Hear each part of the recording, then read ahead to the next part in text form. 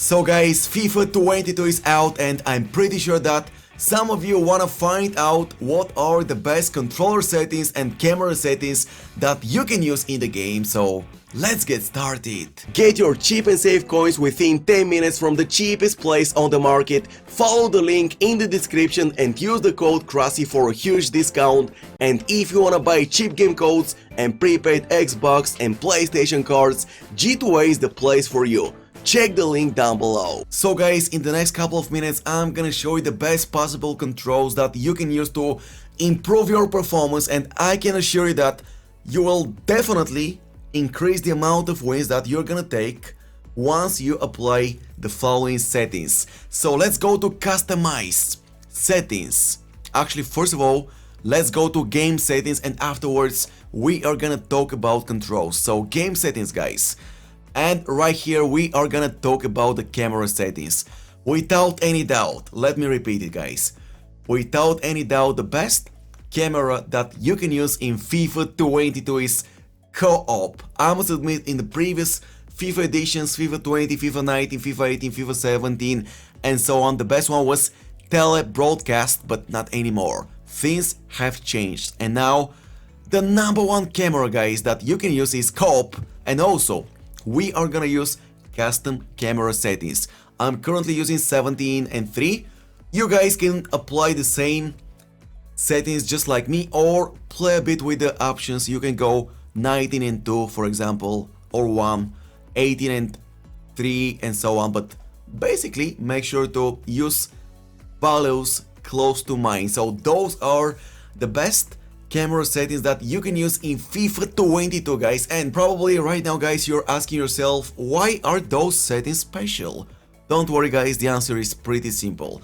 By using co-op camera settings and those specific custom camera angles, you're gonna see a bigger area of the field. Thus, it is going to be easier for you guys to build up your attacks. You can see a lot more players from your squad on the pitch. Actually, by using those settings, you're gonna see at least 8 out of 11 players on the field, so you've got plenty of options to pass the ball. Also in defending guys, you can always go and select your last defender, move him back or move him to the left or right to close the gaps and intercept passes. Also guys, at counterattacks, the camera angles are superb, so you can abuse the new lofty through passes, the double tap through balls through the middle of the field to put your strikers in one-on-one situations with the goalkeeper. So without any doubt, it's not even a question guys, the co-op camera is number one in FIFA 22. So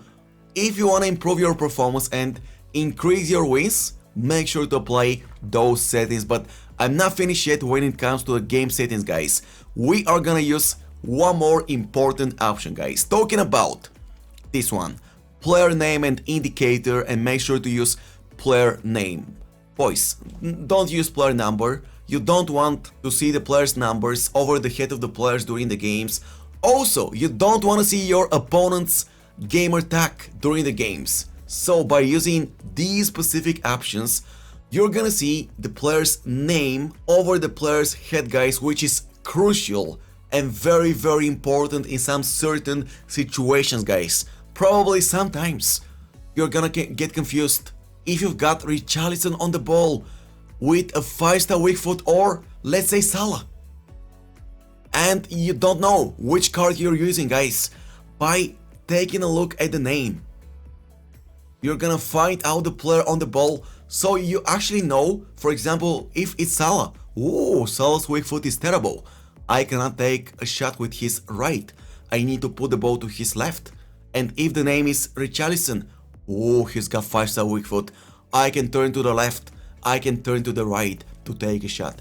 It will improve your finishing, I can assure you of that guys. So make sure to apply those certain instructions. With that being said, it is time to talk about controls. Go to the customize controls menu and boys, so first of all, competitive master switch. I'm pretty sure that over 95% of you are gonna play FIFA 22 online, so you basically cannot change those options. Once it's selected competitive master switch, you simply cannot do anything, guys. You're forced to use the settings that you are seeing on your screens right now. So I'm not even gonna mention the competitive master switch option off. It's not worth it, guys. Don't even get used to the, for example, to audio dribbling on, auto clearance on, and so on, because when you go and play FIFA online for champions, drafts, division rivals, and so on, you won't be able to use your custom settings. So moving on to the first option, FIFA trainer, guys. Show or don't show, guys. All the way hide. Never ever use it, even if you are a newcomer to FIFA 22, bro. Just go and follow my tutorials and you're gonna improve. Don't ever use the FIFA trainer, bro. The FIFA trainer can actually decrease your skills instead of increasing your skills, okay? So just keep that option, put it at height, and yeah, don't check it anymore. So the next one is time finishing, and guys, okay, in FIFA 21 the time finishing option was off for me, for the pros, for the elite players in FUT Champions, basically for everyone else. But guys, things have changed, and in FIFA 22 the timed finishing is back at 100%. And when I talk about time finishing, I mean those superb, unstoppable finesse shots from outside of penalty box, which require you guys to use time finishing so you can increase the amount of goals that you score per game. So without any doubt, this year, guys, time finishing should be on. Go and practice it. Drafts, rivals, for champions, just practice it, guys. You're gonna get used to it in no time. It's gonna take you like 7 to 14 days, let's say 2 weeks, to get the hang of it. But it's worth it, so make sure to use on. Moving on to next player switch indicator. Of course, boys, of course you wanna see the arrow over the head of the second teammate near the ball. It is extremely useful in some certain situations in which you guys wanna use L1 on your controller to switch to a certain player. So by seeing the arrow over the head of the second player, guys, you know which player you're actually gonna select. So this option is extremely useful, so make sure to use on. Next one, pass block assistance. Okay, I'm not gonna lie to you guys, by using on, you're gonna reduce the amounts of goals that you're gonna concede per game, because AI is gonna block the ball for you so many times. So I know it's annoying, guys. I prefer to use off, but how to select off when my opponents in FUT Champions will use on, and it will be to their advantage, guys. So yeah, you're forced. You're just forced to use on unless esports decide to move that option to the competitive section. So moving on to the next one, guys. Talking about auto switching. Make sure to use auto switching at air balls and loose balls. So why this option is extremely effective at corner kicks, at crossing situations, the game will select the best player for you guys while the ball is flying. Basically, while the ball is flying, you cannot decide which player to select to hit the ball. The game will do it for you guys. So it is extremely useful. Regarding the loose balls, it means that, for example, just imagine a rebound situation, deflection or something like that, and the ball is between your player and your opponent's player. The game will automatically select that certain player who is close to the ball for you guys, so you can take the ball before your opponent do it. Auto switching move assistance. Okay, none or low. That's my advice for you guys. I'm gonna use none, but you guys can actually try out low. Moving on to the clearance assistance, directional or random one or classic one, guys. Let me guys tell you the difference. By using directional clearance, that's a brand new option, you can actually clear the ball in a certain direction, guys. Well, if you're using classic clearance, basically by pressing, for example, circle on your controller or B on Xbox, you are going to clear the ball in a random direction. You cannot control the direction of the ball by using classic, and by using directional, you can actually control the direction, guys, which is okay, but let's be honest, guys, when you play against a very good opponent, you're under high pressure, guys. Your opponent is good, your opponent is trying to score a goal. Does it matter where you clear the ball? Nah, no man, you just want to clear the ball and make sure that you're not going to concede the goal. So it's all up to you. I feel like I'm going to use Classic, because by using Classic, that's the quickest way to clear the ball without losing time to choose a direction, guys. So you just need to press circle or B and bank. Job is done, boys. Moving on to player luck. Okay.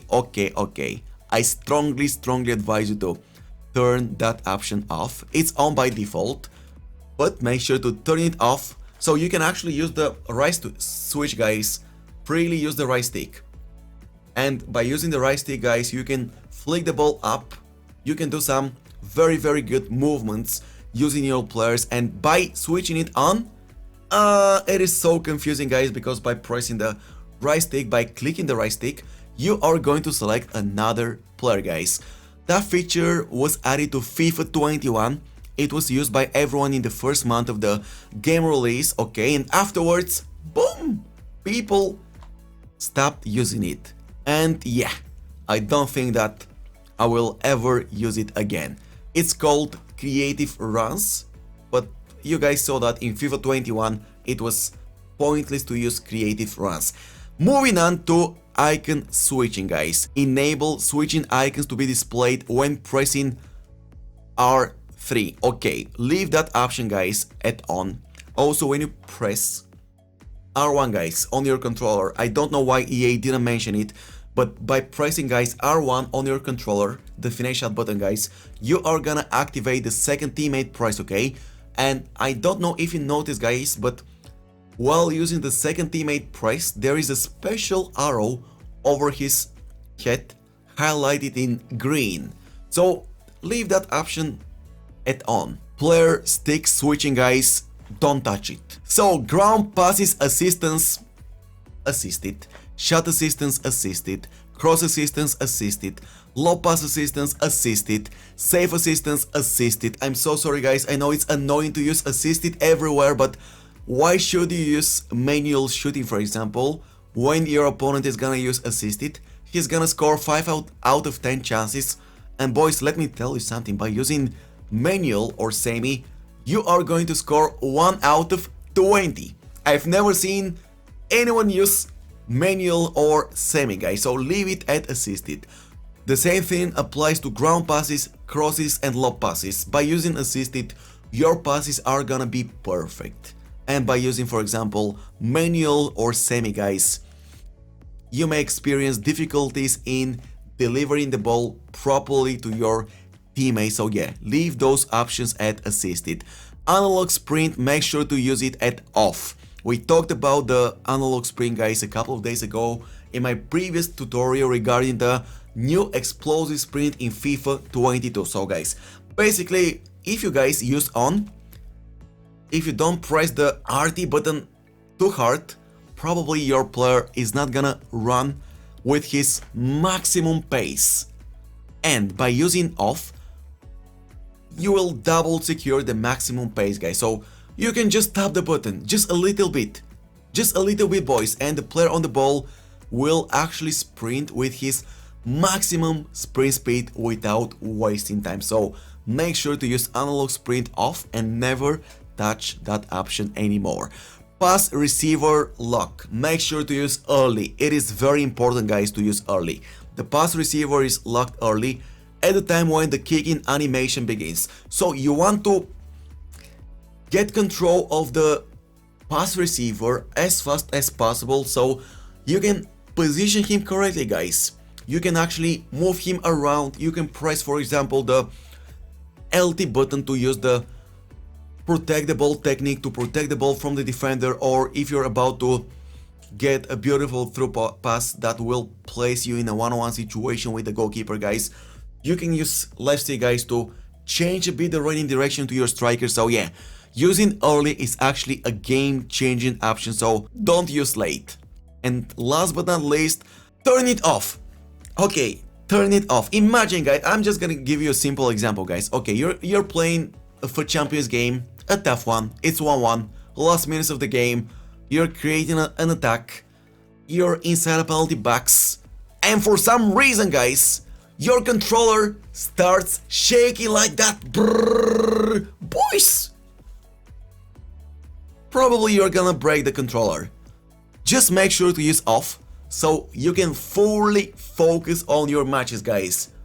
Your controller will never ever shake again. Anyways, this is gonna be the end of today's controller and camera settings tutorial. As always, guys, if you enjoyed the video, you're more than welcome to smash the like button below. Let's go over 1000 likes for more incredible tips and tricks videos coming up on my channel the moment we hit 1000 likes. As always, if you've got any questions, guys, just let me know in the comment section down below. Thank you guys for watching, and your boy Krasi will catch you later.